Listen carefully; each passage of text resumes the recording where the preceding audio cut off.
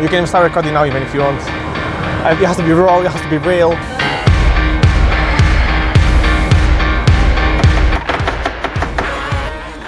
Welcome guys, welcome on this beautiful London Thursday afternoon.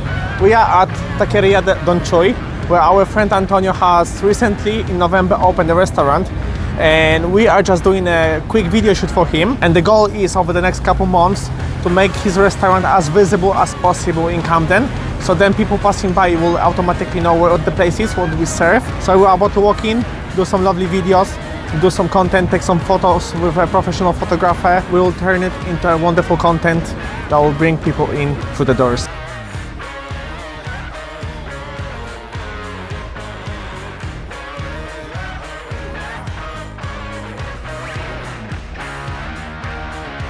So I am going to narrate just a little on what is happening, what we are actually watching, and what is the plan behind this whole project, and what we are trying to accomplish, hopefully in the future. Like I said, I'm not an expert.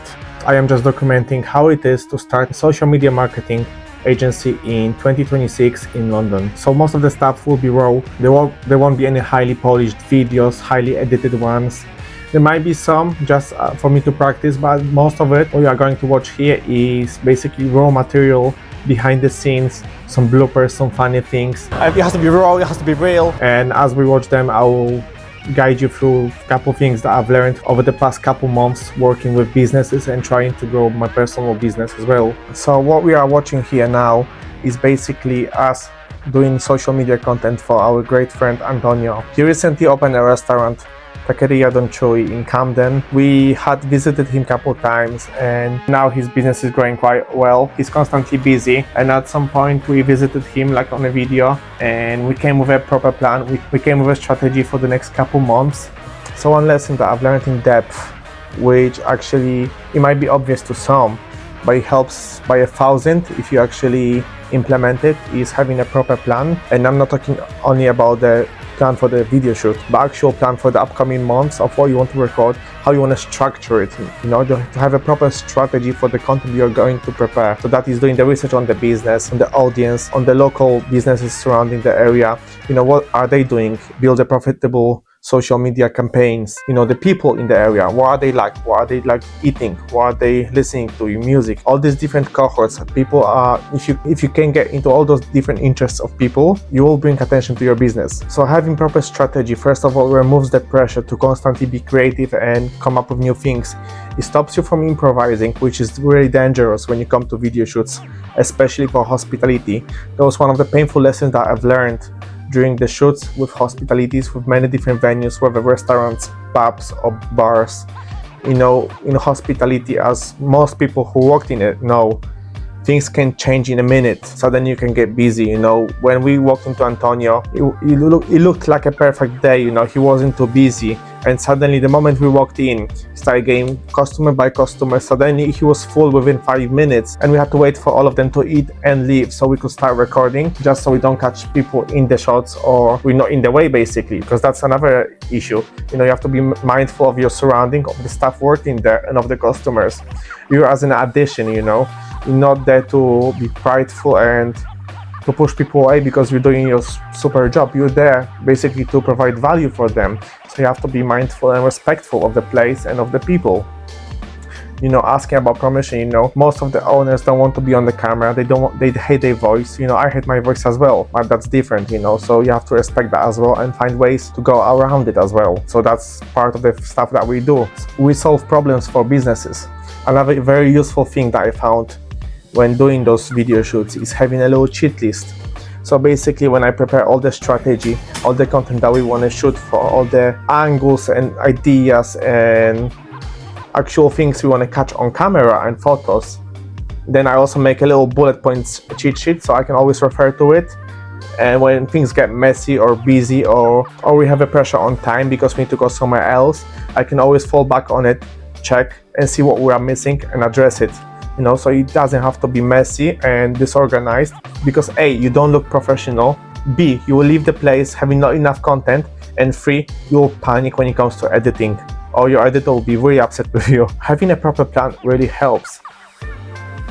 So the plan for Antonio and where we are hoping him to bring is to provide lots of content for him on a friendly discount. And what we're hoping to do is find which content does perform the best on social media such as Instagram and TikTok and hopefully YouTube. Once we find the best performing contents, we will know what interests people in that area, what are the hooks in this specific genre, and what works regarding Mexican food. From there, we'll be able to either push on that content, triple down, quadruple, or go 5 times the content just to push his following and his visibility, and we'll know the direction in which we need to go.